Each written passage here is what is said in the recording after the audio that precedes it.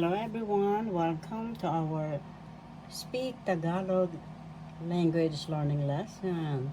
This is Miss Juanita de Guzman Gutierrez, BSCD speaking to you over the video. University professor, journalism teacher, and school paper advisor, New York City school teacher here in the USA where I am, author, writer of 22 books, yes 22. Speak Tagalog, a basic primer, is my first book. And among my 22 books, my beloved mom, right here in front of my book cover, Mom and Chef, Nanay Nene Theodora of Philippines Cuisine. Cookbook recipes, written by her daughter, speaking to you about the video. Juanita de Guzman Gutierrez, BSED, MSCD. In Tagalog, kumusta po kayong lahat? Ako po si Binibining Juanita de Guzman Gutierrez, BSEDMSCD, na sumulat po ng 22 aklat. Narito po ang mga lutuin sa aklat na ito.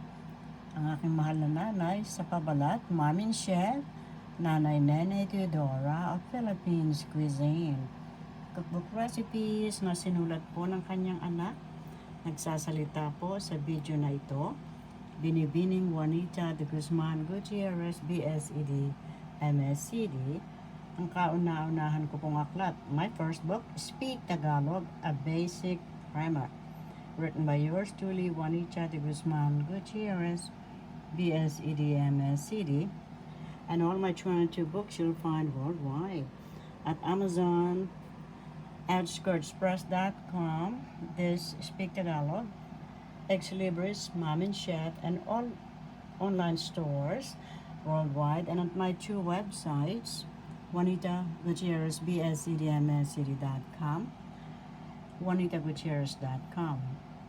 I welcome you all to visit my two websites. In Tagalog, inaanyayahan ko po kayo na bisitahin ang aking dalawang website, Juanita Gutierrez, bscdmscd.com, at ikalawa po, juanitagutierrez.com. ABC, Miss Gutierrez is a special teacher. This is a gift from my student, a Filipina here in New York City, New York, USA, where I'm a New York City school teacher for so many years, and she's a valedictorian. All my students give me gifts, aren't they? Super loving.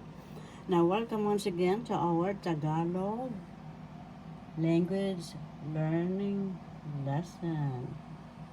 And now, we're going to discuss pang-abay. Pang-abay, in English, adverb. And there are kinds of adverbs as well. Maraming uri ang pang-abay in Tagalog. In English, pang-abay or adverb modifies verb, adjectives, or another adverb. In Tagalog, nagbibigay tungkulin o uri sa pandiwa. Excuse me please.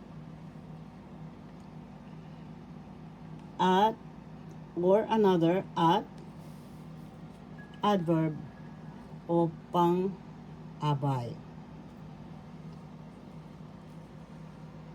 The first kinds of adverb. There are so many kinds of adverbs, but we are just discussing a little one.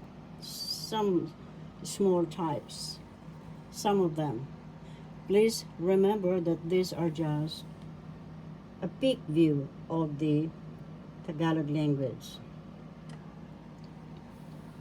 Panang-ayon. Panang-ayon.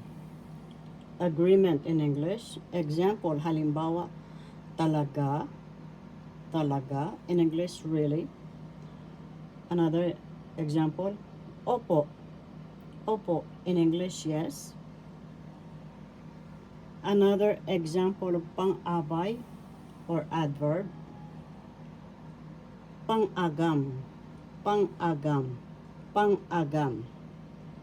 If you are having doubts in English, example, halimbawa, baka, baka in English, perhaps, perhaps or maybe, baka. Another example, halimbawa ng pang-abay or adverb, pamaraan, pamaraan, pamaraan. In English, performance, performance, pamaraan. Example in Tagalog, maayos, maayos, maayos. Very well in English, very well, maayos. Another example is panlunan. Let me close this up because it has been blurred. Panlunan. In English, where? Whereabouts. Example, diyan. That means there.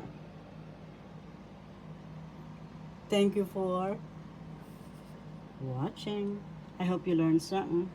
This is Miss Juanita de Guzman Gutierrez, BSCD, MSCD. See you once again. God bless you all. In Tagalog, marami pong salamat sa inyong pakikinig at panonood. Magkita uli po tayo. Thank you all so very much. I love you all and God bless us all.